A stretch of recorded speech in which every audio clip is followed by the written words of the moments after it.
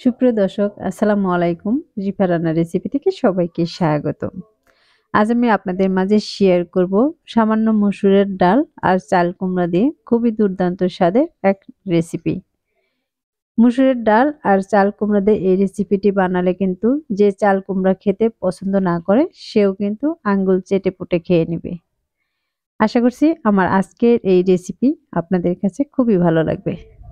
Recipe ভালো লাগলে ভিডিওতে অবশ্যই একটি লাইক দিয়ে শেয়ার করার অনুরোধ রইল।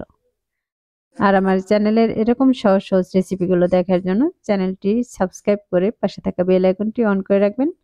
তাহলে আমার প্রতিদিনের নতুন নতুন রেসিপিগুলো সবার আগে আপনার কাছে পৌঁছে যাবে। তাহলে আর কথা না বাড়িয়ে চলুন রেসিপিটি একবার দেখে নিই।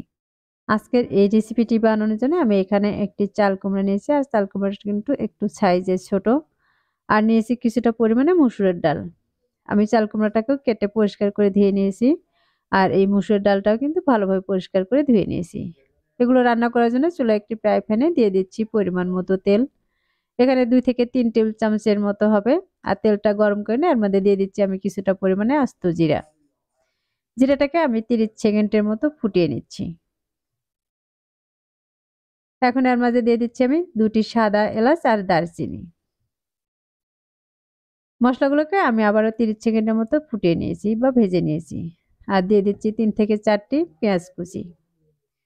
এবার এই পেঁয়াজটাকে তেলের সাথে নেড়েচেড়ে আমি 1 মিনিটের মতো ভেজে নিচ্ছি। পেঁয়াজটাকে 1 মিনিটের মধ্যে ভেজে নিলে দেখবেন পেঁয়াজটার কালার কিন্তু চেঞ্জ হয়ে যাবে। পেঁয়াজটা কিছুটা নরমও হবে আর কিছুটা বাদামি কালারও হয়ে আসবে। আমি এই পেঁয়াজটা কিন্তু 1 মিনিটের মতো ভেজে নিয়েছি। এখন এর মাঝে দিয়ে দিচ্ছি আমি হাফ চা চামচের মতো জিরা বাটা, আর দিয়ে দিচ্ছি 1 চা চামচ আদা রসুন বাটা। আমি আদা রসুনটাকে এক জায়গায় বেটে রেখে দিয়েছিলাম, আমি সেখান থেকে 1 চামচ পরিমাণে দিয়ে দিচ্ছি। এবার এই মশলাটাকে আমি তেলের সাথে একটু নেড়েচেড়ে ভেজে নেব। আদা রসুনটা যদি তেলের সাথে ভেজে নেওয়া হয় তাহলে আদা রসুনের যে একটা কাঁচা গন্ধ এটা কিন্তু আর থাকে না। এখন আমি দিয়ে দিচ্ছি কেটে রাখা চাল কুমড়ো, আর দিয়ে দিচ্ছি ধুয়ে রাখা মসুরের ডাল। এখন দিয়ে দিচ্ছি 1 চা চামচ লবণ, আর তার সাথে দিয়ে দিচ্ছি আমি হাফ চা চামচ হলুদের গুঁড়া। দিয়ে দিচ্ছি লাল মরিচের গুঁড়া 1 চা চামচ। আমি চামচটা কিন্তু অনেকটা উঁচু করে নিয়েছি। দিয়ে দিচ্ছি হাফ চা চামচ ধনিয়া গুঁড়া। এবার এই সবগুলো মশলা আর সবজি আমি নেড়েচেড়ে ভালোভাবে মিশিয়ে নিচ্ছি।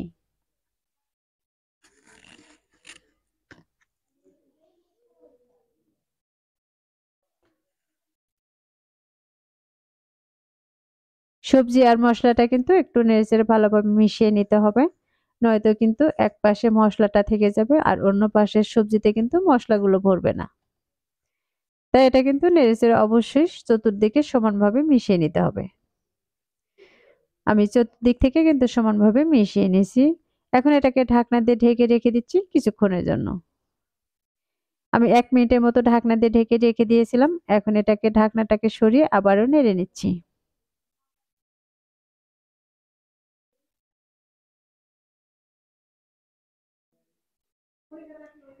এগুলোকে আমি আবার একটু নেড়ে নিয়েছি, আর পর্যায়ে দেখতে পাচ্ছেন এর মাঝে কিন্তু কোনো রকম পানি নেই। আমি এখানে সামান্য পরিমাণে পানি দিয়ে দিচ্ছি।